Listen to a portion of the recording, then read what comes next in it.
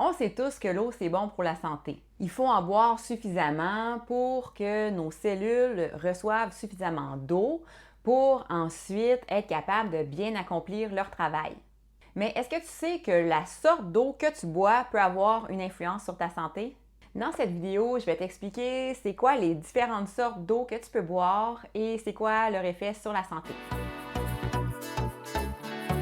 Moi, c'est Elise et je t'aide à prendre soin de ta santé grâce à de saines habitudes de vie en appliquant les différents facteurs naturels de santé. D'abord, c'est une chose de tenir compte de la quantité d'eau qu'on boit, mais c'en est une autre de tenir compte de la qualité de l'eau qu'on boit. Il y a beaucoup de gens qui consomment de l'eau sans trop se questionner sur les critères d'une bonne eau de consommation. Parce que l'eau qu'on introduit dans notre organisme doit rencontrer des critères bien précis. D'abord, elle doit être particulièrement pure. Elle ne doit pas contenir de substances toxiques provenant de la pollution, de bactéries, de virus, coliformes, etc. Aussi, sa teneur en minéraux ne doit pas être trop élevée. Ça ne doit pas dépasser 100 ppm, particules par million. Et aussi, elle doit être limpide et avoir aucun goût particulier. Donc, une eau qui rencontre tous ces critères-là n'est pas très facile à trouver, surtout de nos jours où les cours d'eau sont fortement pollués. Comme tu dois t'en douter, l'eau du robinet ne rencontre pas nécessairement tous ces critères-là, donc c'est pas celle qu'on doit privilégier. Par contre, il y a certaines autres sources qui sont bonnes, qui répondent à tous les critères, et aussi l'eau filtrée et distillée. D'abord, je vais te parler de l'eau filtrée. Pour qu'elle soit bonne à consommer, pour qu'elle occasionne aucun problème à long terme sur la santé, ça prend un filtre de très haute qualité. Il y a les filtres à osmose inversée que tu peux te procurer, par exemple, sur Amazon. Il y a des machines qui se vendent environ plus ou moins 500 $. Et puis, ça, c'est excellent, puis ça donne une eau de très bonne qualité.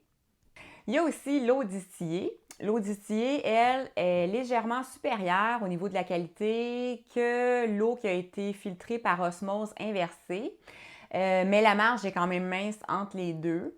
Mais l'eau distillée est vraiment débarrassée de toutes ces impuretés, puis c'est une eau qui est excellente à boire pour notre santé.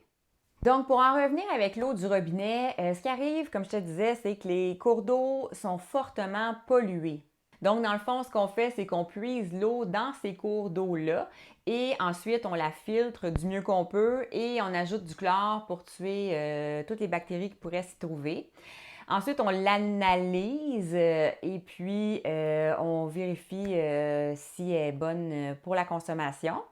Mais le problème, c'est que ces analyses-là sont quand même limitées. On détecte les polluants, mais on ne détecte pas toutes les milliers de particules qui sont là en très petite quantité, mais qui, sur le long terme, peuvent causer des ennuis de santé.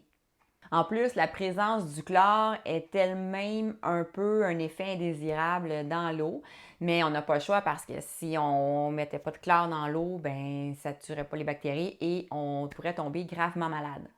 Donc, pour obtenir de l'eau pure, il faut vraiment la filtrer ou la distiller, ou à moins qu'on prenne une autre source de qualité, parce que comme ça, c'est la meilleure façon de s'assurer d'avoir aucun organisme vivant, puis aucune substance toxique. Pour ce qui est de l'eau bouillie, on pourrait penser que c'est correct, mais dans le fond, c'est pas l'idéal non plus parce que ça concentre les impuretés solides. Quand on fait bouillir de l'eau, dans le fond, la vapeur d'eau qui se dégage, c'est de l'eau pure. Ce qui reste, c'est de l'eau avec toutes les impuretés. Donc, on n'élimine pas les substances qui sont nocives. Alors, faire bouillir l'eau, c'est bon dans le cas d'un problème de tuyauterie par la ville, par exemple. On va émettre un avis d'ébullition pour tuer les bactéries qui pourraient être présentes.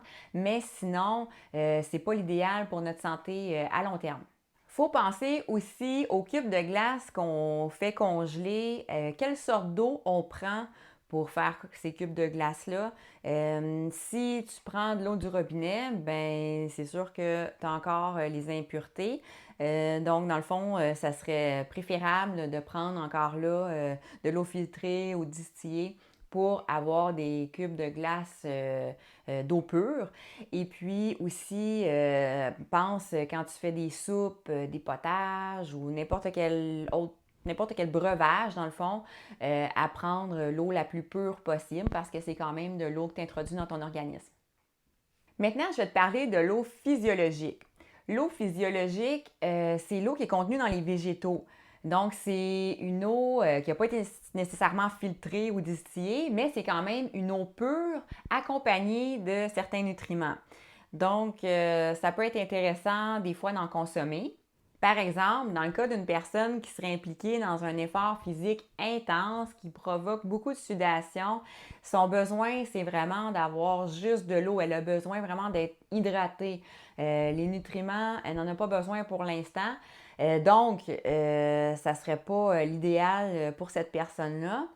Et aussi, une personne qui a tendance à l'embonpoint, serait mieux de se consommer vraiment de l'eau filtrée ou distillée. Mais pour une personne qui est plutôt frugale, qui ne consomme pas d'aliments en excès, qui n'a pas de problème de surpoids, ça peut être intéressant parce qu'elle comble deux besoins, soit l'hydratation et la nutrition. Par exemple, il faut penser que l'eau physiologique devrait venir de végétaux qui sont bio. Et aussi, il ne faut pas consommer l'eau physiologique à n'importe quel moment de la journée parce que ça peut nuire à la digestion. Les jus devraient être consommés dans un estomac vide ou sinon attendre au moins 20 minutes après avoir mangé avant de prendre ces jus-là. Je veux aussi porter à ton attention que les jus qui sont souvent vendus sur le marché sont faits à partir de concentrés auquel on a ajouté de l'eau du robinet, donc qui provient du système d'aqueduc.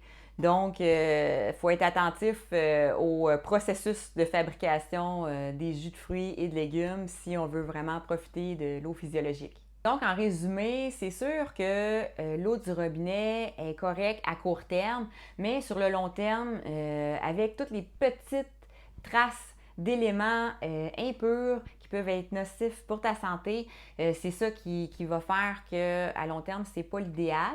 Donc, c'est mieux d'y aller avec certaines autres sources, de l'eau distillée ou encore de l'eau filtrée.